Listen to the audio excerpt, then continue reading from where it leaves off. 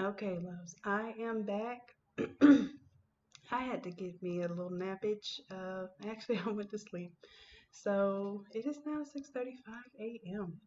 and I'm going to wrap this project up. I didn't want to do it half sleepy and drained. So, well, not half sleepy, like full sleepy. But we're going to go ahead and finish this design up. It looks like all we're needing here is the text. For this client, they don't need the text on it because they're going to do it in vinyl. But we're going to go ahead and do it just so that we have it ready for our template.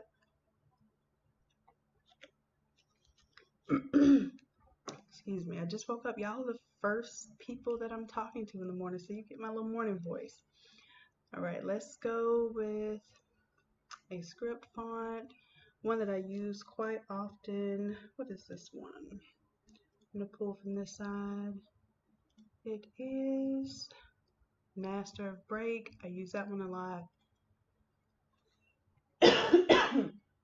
I'm sure there are some favorite fonts of yours, like maybe Magnolia Sky, some different things. And I'm just going to drag, if it'll allow me to.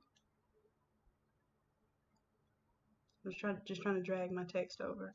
Now, the funny thing is, I'm dragging it over into a different size document. So all of my effects and everything that I do to the text are going to look totally different depending on how big I make it. So I'm going to Control T and just see how this looks when I blow it up.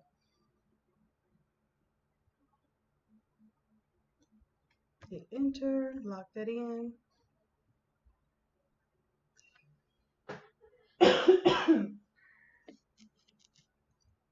Excuse me, y'all. Alright, so I have forever in there. And this one is going to say forever in our hearts. And then what we'll do also is create different word versions of maybe 2 or 3 of the most popular text that will go with this style shirt. And I will show you how to create this, no worries. I'm just going to go ahead and bring in what I already have so that I can at least show you the style. Let's see, in our hearts.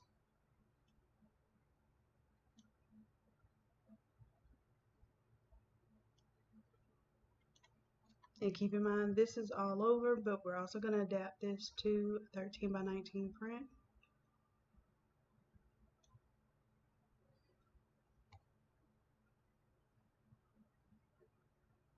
And see, that's exactly what I was talking about there when let me go back a step. So I was not happy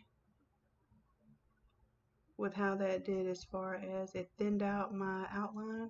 But that's fine. We're going to go back and change it anyhow. So I did want you to see that if you don't have the settings set to where this scale of the effects scale with the graphic or scale with that particular layer, then that will happen. And then we'll do the sunrise and sunset date. That's important for a lot of people. And I usually keep that pretty plain. Some people like to make that decorative too. I just like that to be a non-focus. I like the message and the photo to be more the focus. But you may get a request to do it to where the dates stand out. And I'm getting dangerously close to this edge here, so we will adjust all of this. I'm just getting the layout together. And most of the time I have the message up top and then the name down bottom, but this particular case, we did it different.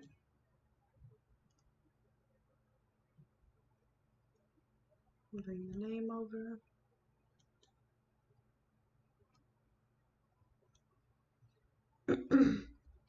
And as I stated, once we expand this, it probably will change the style of this text quite a bit, but that's okay. We are not afraid. We know how to change all of that good stuff.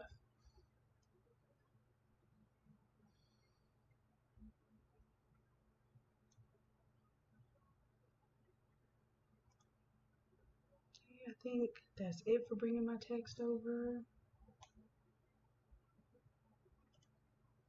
Just real quick, I'm going to make sure I'm not missing any elements that were originally on here.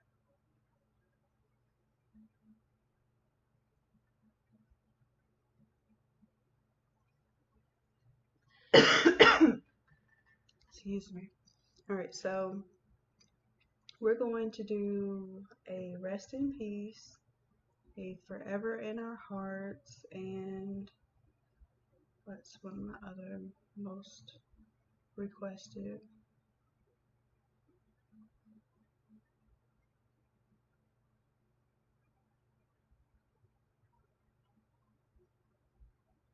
Gone but not forgotten is a commonly requested one. And then, let's see.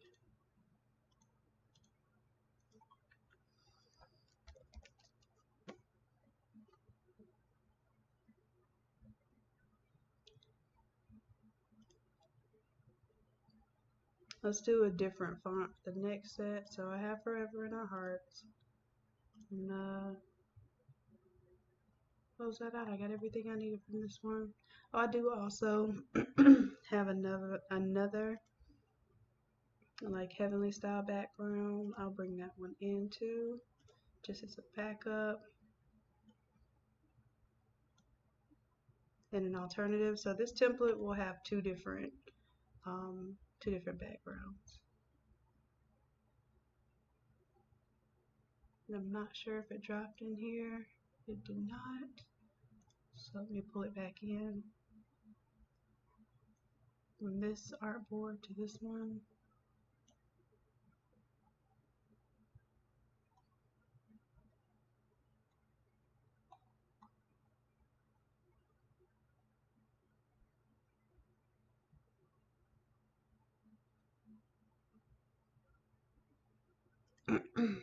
And I think it just brought, yeah, it just brought that I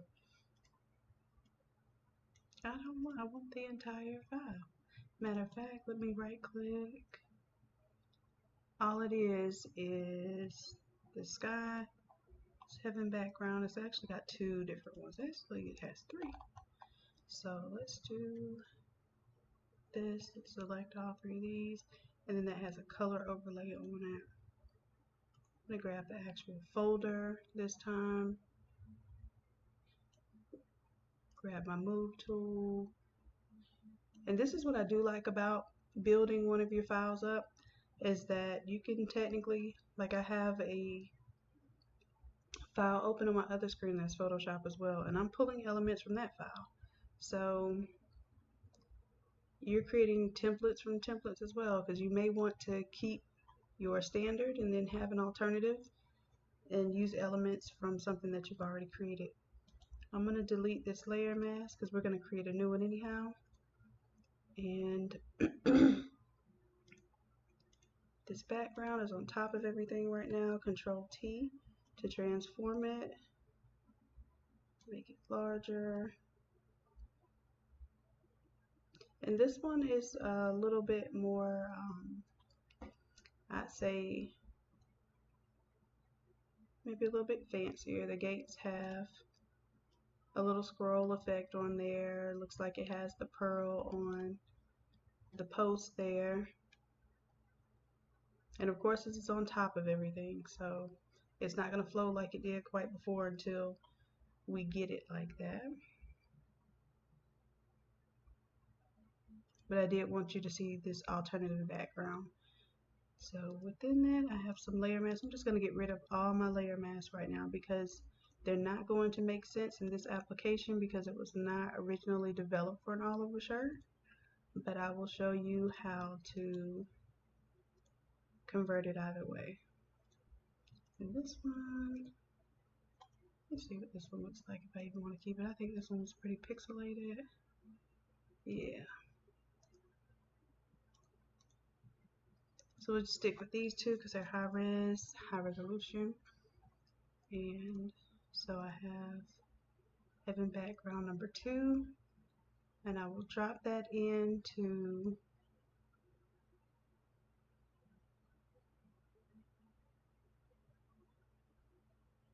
Which layer?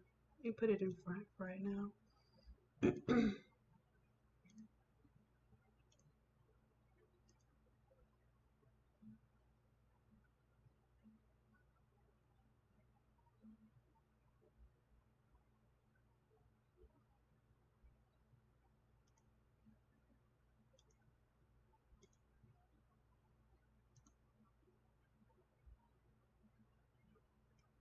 You should be able to drop that into the very same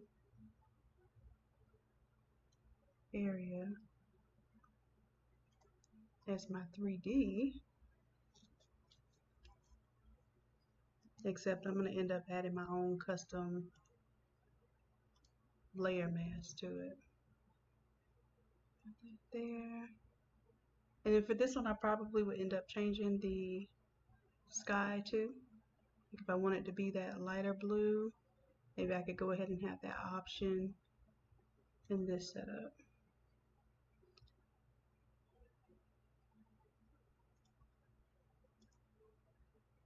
As a matter of fact, I'm going to grab and pull this on its own layer so I can just make its own mask. Because this one seems to take really well to the top mask that we created, where we faded it off with the cloud brush, and then we also faded it out with a little soft brush. Looks like it could use a little more softening around these edges here, and that won't be hard to do. However, I want to make sure that I'm not cutting my gates off here, so what I may do, Control T, I'm going to size this down just a little bit because I want to make sure my posts make it onto even the 13 by 19 print.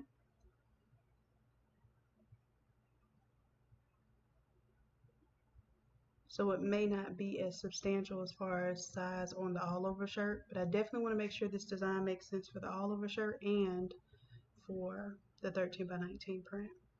So I'm making it smaller so I would see those details.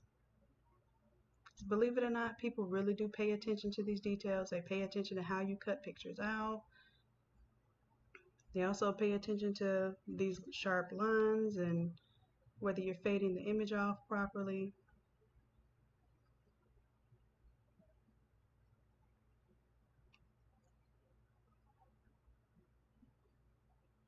And just because that's not his name, I'm going to go ahead and take the name off right now while we're working on this. Let's see. What do we want to fade off and what do we want to keep? Let's expand this. And what you'll see is that where the gates are, it kind of has an effect on the layer below.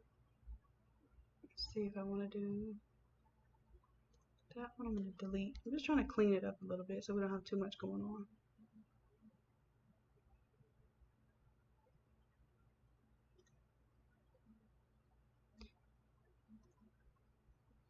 And for this one, we have the clouds in front. The clouds that are inherent to this design have like a yellow and orange glow to them. So you can play with how you want that to affect change on the background layer. I'm going to leave those on there and play with the effect. Right now we have darker color, and I'm just going to play with my blend modes here. So darken, multiply. I'm going to also pull up my opacity just a little bit so I can see how it's truly affecting it. Multiply is doing okay for me. I think I like for the post to stand out as white and pearly. So I'm just playing with my blend modes. Usually I'll stop if I see something I like, and if I don't, I'll go back to normal and play with it some more.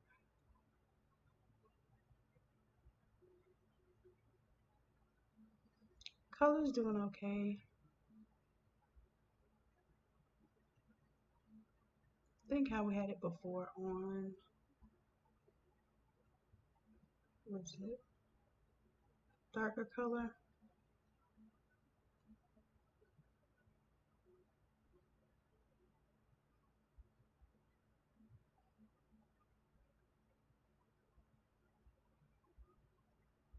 Multiply is doing okay for me because it's bringing in some of the yellow from the sunlight, but not my background isn't so yellow. So I'm okay with that. And then what I would have to do is basically fade out and blend out these lines so that it blends with the rest of the shirt. And you still get, now this image has its own glow to it, just like the other background did. The other background with the 3D gates had a glow to it. And this one is a little offset to one side. Alright, so with this group selected, I'm going to create a layer mask and grab my brush and just, this is a really big brush, so it's going to take off big areas. I can go back with my smaller brush and add things back if I like. But this one just knocks everything out in one punch. And see how I still can see these faint hard lines? That doesn't sit well with me.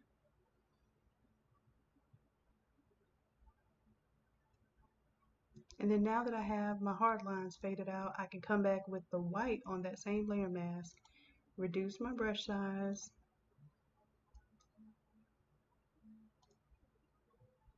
and then I can come back and paint some of the things that I want to keep. You see how that edge right there is just really hard because it is right at the edge of the image? I may have to do a little custom painting there. So let's go back to the black. Black is gonna conceal, and I'm just gonna work that edge there and take it down until I'm happy with it. And I don't need that post in there. I have the 2 center posts, which are good enough for me. But if I can get it in there and use it, then I will. And I'll make the brush just a little bit bigger so I can fade down here to the bottom. I want to be more faded off. Here we go. And to me that is set. So we have 2 choices for backgrounds. We have background 2, background 1. So I'm going to name this, okay, it's already named Heaven Background 2, so I'll name this one Heaven Background 1. And then both of them are cleaned up by this mask here that basically gives it, we can disable it so you can see. It just cleaned up around these edges, these hard edges next to the sleeve. So I'm going to re-enable that. Like I said, my colors for this one is different. So I might want to create a layer. Let's do a new adjustment layer. We can actually do it down here from the layers panel. Let's do a hue saturation, and I think what we did before was the blues and cyans. So I'm going to take the blues, make them intense so I can see what it's working with. I'm going to move the hue so that it's more of a blue instead of a green. And then for the lightness, I may move it up a little bit. And see how it's getting really grainy?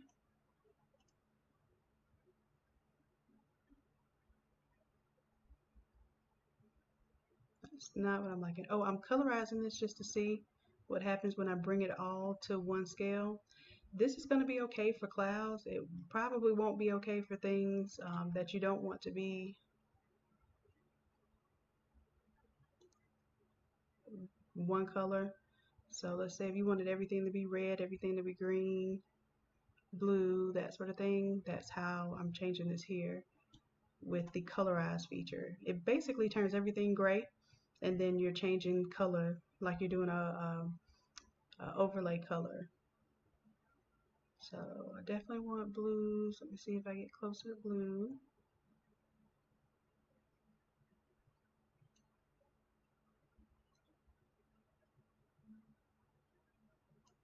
You know what?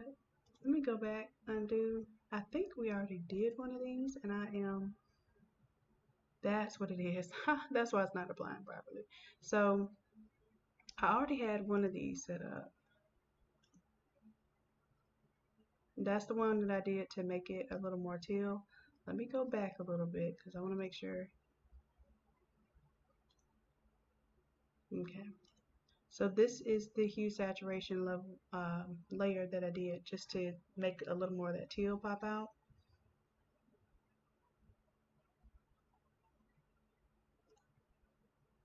And I can disable that one and add a new one. So maybe I'll call this one teal, dark teal. And I have it turned off right now.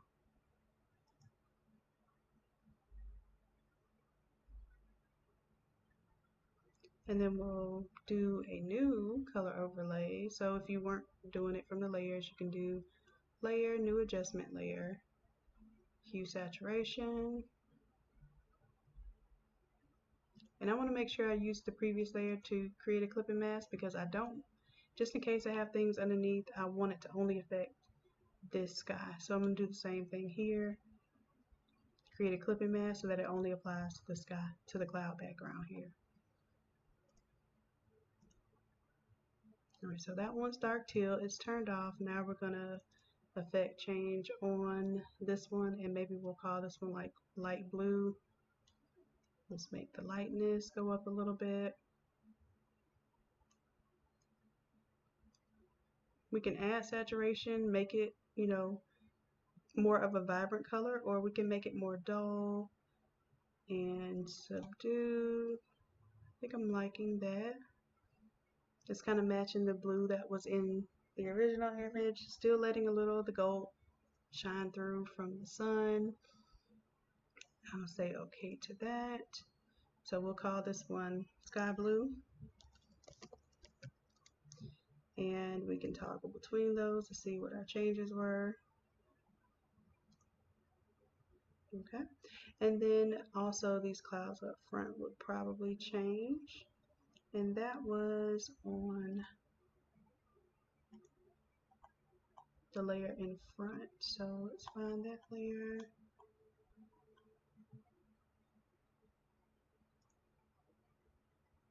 It's on the GQ with wings. So I'm going to rename this one. I'm going to just call this photo with wings. Because when you get ready to do this as a template, you want to make sure that you're looking in the right area. So this is going to be our front clouds. Let's call them foreground clouds because the other ones are background clouds. And then this would be our foreground color for clouds. So now this foreground color, we could do a layer effect it, and we can do a color overlay because all it is paint there. And you see that immediately turned it that bright green we had selected from earlier. I'm going to select one of these light blues here, and it picked that color pretty well. I'm going to leave it with that. It picked that sky blue, and automatically it changed that to sky blue. So if you leave it as a color overlay, no matter what color you're making the shirt, whether you're making a red background, gold, whatever, you can just apply that color overlay to, because all this is, all these are brush strokes that we created with the cloud brush. Now this one is a little bit different. It is an actual cloud layer, but it was mostly white. So even though it has a little bit of blue tint to it, if we wanted to, we could remove that blue tint. Let's say if we were doing a gray, like a black and white look, then we might remove that blue tint from it. But it's very, barely noticeable. I would say for this one, we are pretty much good to go. I could possibly like add a frame or something like that that would go behind and kind of make it look encased, but it's not necessary.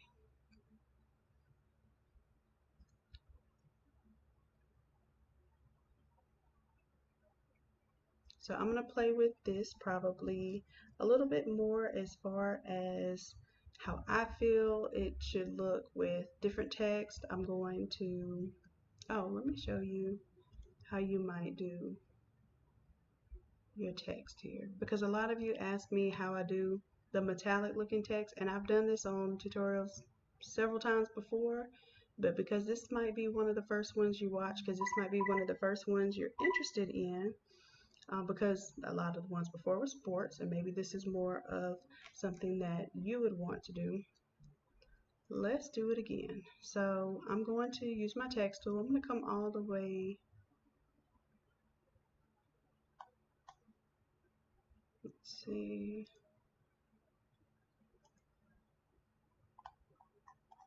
I think I'm done pulling elements from this file. I just want to make sure that I have everything I need from this one before I close it out. And I'm not going to save any changes on that one. And speaking of which, let me save the changes on this one. I can't tell you how many times I have wanted to punch myself in the throat for not saving a file. Alright, so we'll save that. And in just a short little sweet minute, I've got to get packed up and going to one of the local universities, Florida A&M University. We're doing a pop-up shop, on-demand printing out there on Set Friday.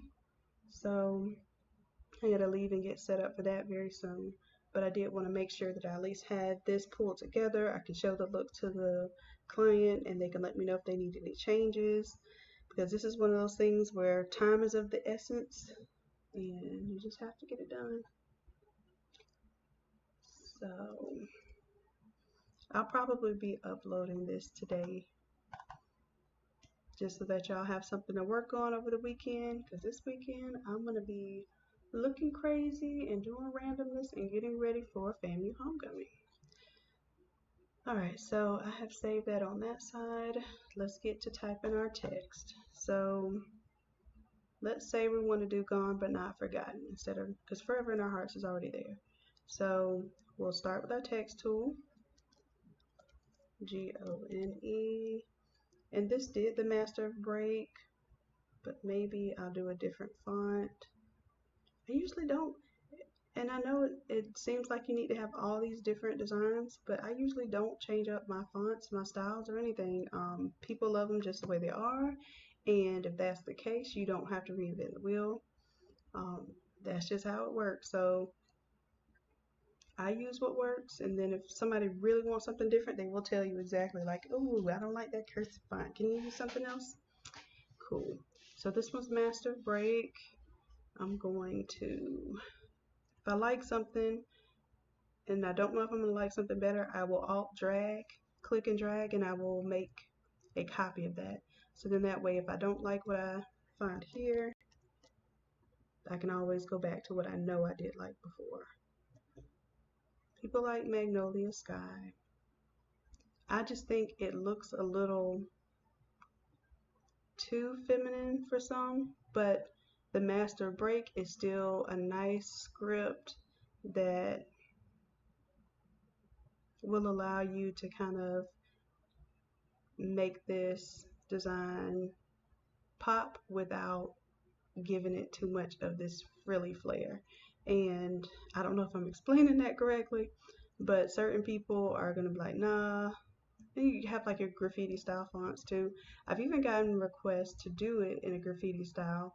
So let's say, for instance, the fresh font that that I developed, if you will go on the DIY section of the website, you can download that one, and I can put it in all caps.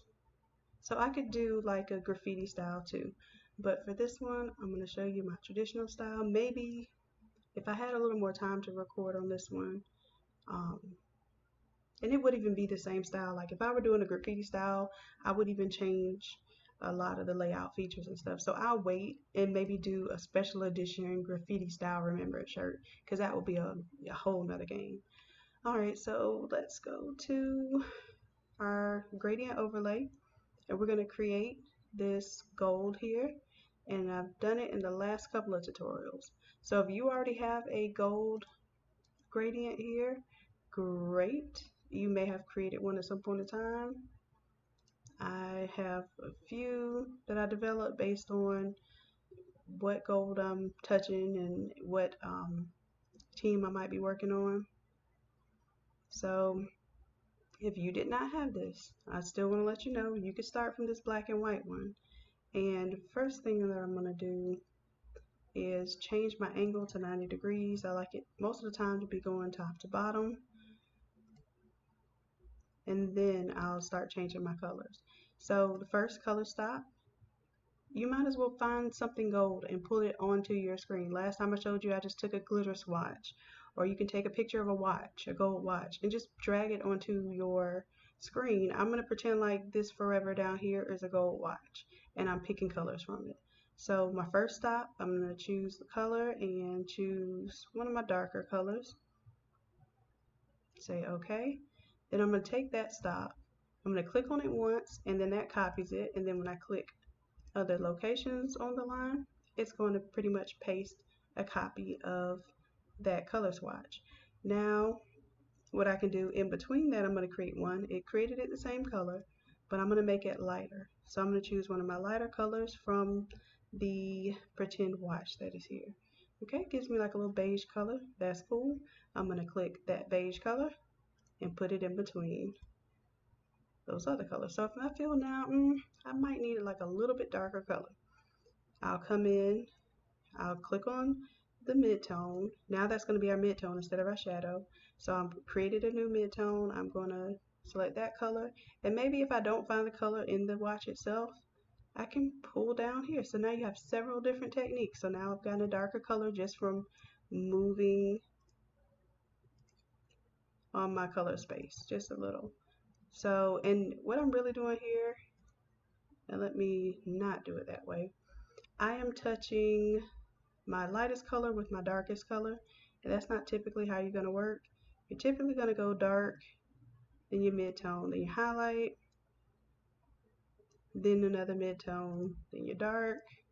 So let me delete these extra ones in here so I can show you this pattern. So then dark, and then I'll take my midtone again, then I have my light, my midtone. I'm going to grab the dark one, and when I click, it adds another dark. So I usually start off dark to dark, start dark, dark, and dark, and then throw some little highlights in between there. And then you can make your highlights look stark by bringing the color stops closer together. It makes kind of like a hard, almost like a metallic stop to it. Or you can let it flow. Okay, so we've got that, and that looks good. If you want to save it, and I suggest that you do, that way you can see how your gradients just change over time. Go ahead and hit new right here, and it's going to put this swatch right up here in your gradient swatch stash. So let's say okay to that, and then we're going to do a stroke. Okay, so that stroke I also like to make it gradient. So I'm going to make it thick right now just so you can see what's going on. I'm going to not choose color, I'm going to choose gradient. And of course it went to the default black and white, but now I can go to the one we just created, and it looks like the same thing, right? And it is the same thing. You won't be able to tell unless you do something extreme to it. You can change the scale of it. So now I'm getting a little bit different look to it. I could also, instead of linear, do reflected, and that's going to double the amount of the different gradations I have here. And I can even change that scale. I could even change the angle of just the outline so that it's giving me a different angle than the front face gradient and makes it look a little different as well. So I'm going to now bring that stroke down, and I think this one's going to look better than our original. So you get to doing this so much that even your old templates start to look a little eh.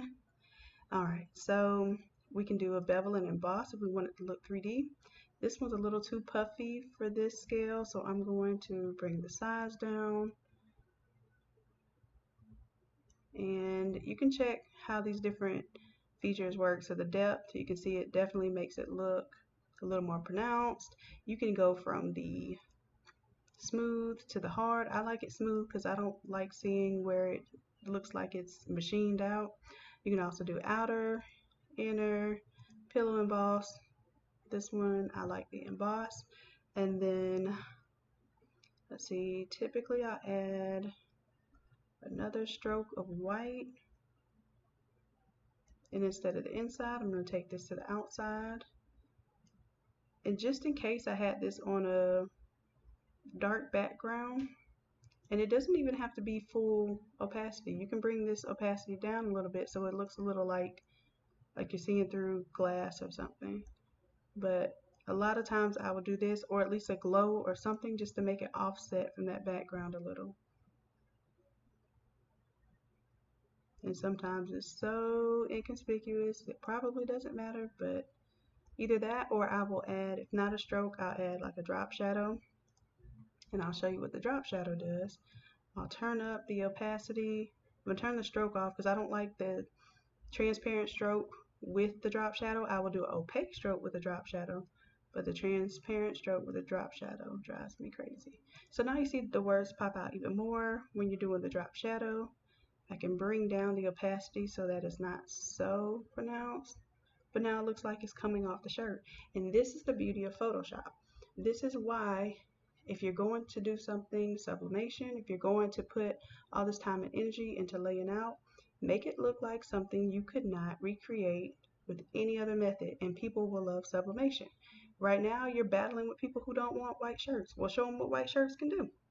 Show them that I can put any color, any number of gradients, any number of effects, and I'm not limited to certain fonts. I'm not limited, oh, I can't do grunge because I don't want to weed those pieces out. Make it work. I like that. I like that better than my original, so I'm going to change my original. So let's say forever is down there. I don't know when I clicked on brushes, but might be. Let's see, gone. And then what I do is, if I like something I already created, I don't put all my words first.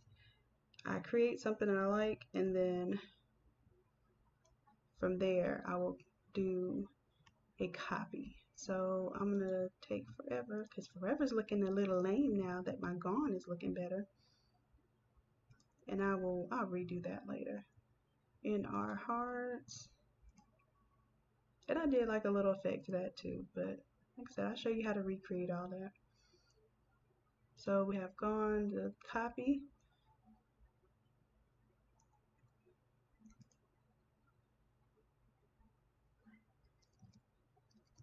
And maybe I'll do forgotten. And y'all know I gotta hit that spell to the check because sometimes I don't know what I'm spelling. And then we're getting dangerously close to these edges here. So I might Control T.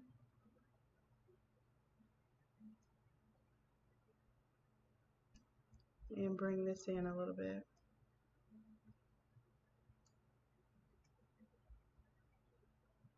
And then I'm also close to this edge down here, so by the time I finish this, I will probably end up pulling all of this image from this edge so that I don't lose any details. I give myself at least 3 inches all the way around as a text safe area, but I bleed the image all the way off.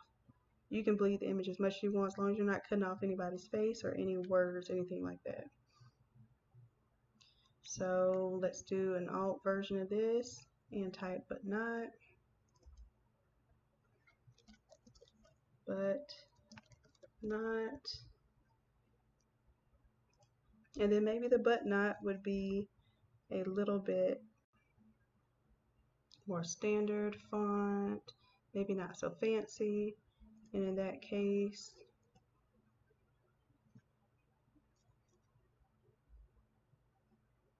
let's see what I might choose. Market Deco is clean. We'll go with that one. And right now it's all in the gold scheme, but most likely, depending on, and I'm gonna get real with y'all. I would even change these blacks. Like this looks like a reddish black, that looks like a more blue black, I would probably adjust those colors the same way we adjusted the sky, because I am that meticulous when it comes to the Remembrance designs. I get real personal about it, and I want it to be just right, even if they don't notice. I remember in one, the young man was wearing shoes that didn't match his outfit, and I'm pretty sure, maybe nobody cared, but I made his shoes match his outfit. So like he had a red shirt on, but he had blue and black sneakers.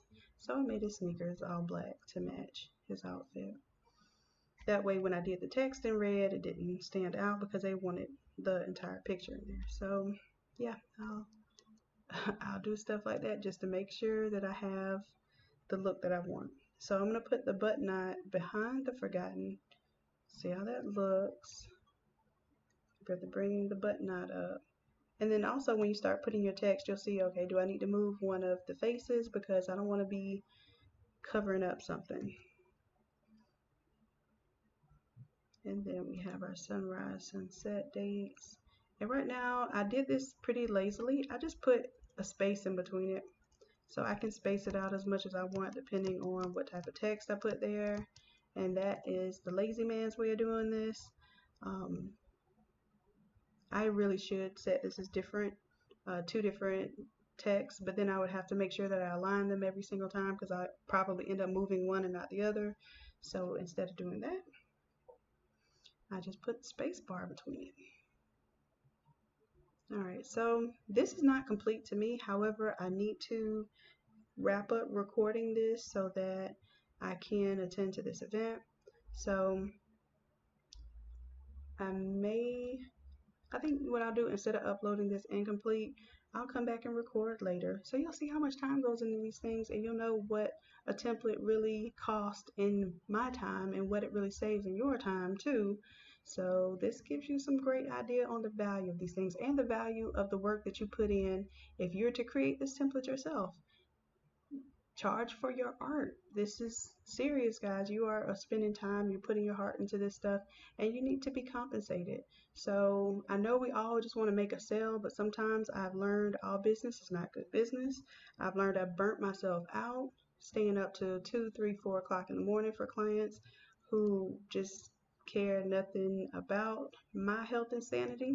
So you have to be the one to set that price for your time and labor. So definitely, you see how long this is taking me, and I'm hoping you're still with me on this video. Charge accordingly.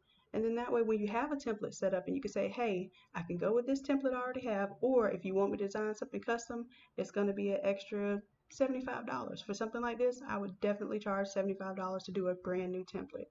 And then they'll say, okay, I'll just go with the template. And sometimes you have to give people that perspective. Otherwise, they will, oh, can you do this? And can you do that? And can we add this? And yes, we absolutely can. But you absolutely will be paying for my time. So I think this is a good point to stop at. I think I'll do a teaser. I'll just do this snapshot real quick and put it online. And these dates, I don't like to put dates on there that are not correct. So I would rather put month, zoom in, control plus,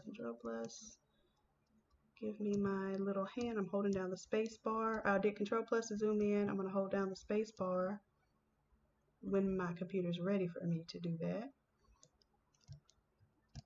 Oh, I can't hold down the space bar, duh, because I'm in the text. I'm like, why isn't my space bar turning into the pan tool? Duh, it was just adding infinite spaces to my text down here. Alright, so put month. And then that way it reminds the customer, if you don't have a date down here, month, I put XX and then I did hit another X, sir. There you go. And then it will remind them to give you the dates. If you just put any date there, they'll overlook it because they got so much going on. And I want you to understand that when people are doing these types of projects, be very caring and understanding.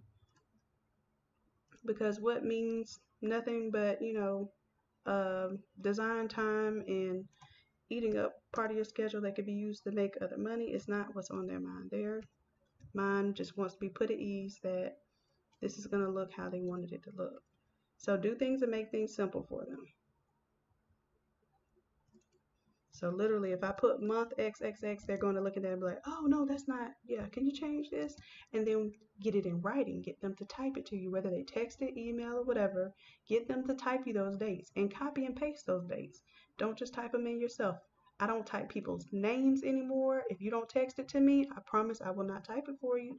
I have some older clients that will handwrite things and, text that or email it to me, and I will type for them. But then I'm very careful about me recreating exactly what they have in their handwriting, because when it comes to spelling errors, that doesn't, and even the fact that I spelled gone but not forgotten. So now I need to make sure I do edit, check spelling. Like I said, I have a PhD in engineering and I still don't play about the spelling. I will misspell some stuff in a heartbeat just being in my design mode. So of course the XX is not going to be in the dictionary, for good reason, because if you were spell checking this and you still had those XX's down there before you print it, you can say, hey, can you never got back to me with those dates? Can you go ahead and text that to me so I can finalize our design? And then still send them a proof. If you do not send them a proof and you don't have written, and I'm not even talking verbal, have written confirmation that that design is ready for print. And that's what I always say, is this okay to print? And once they say yes, that is written consent for them to go with the design as is, as you send it to them. Then after that, if they say, oh, but you misspelled, forgotten, it only has one T.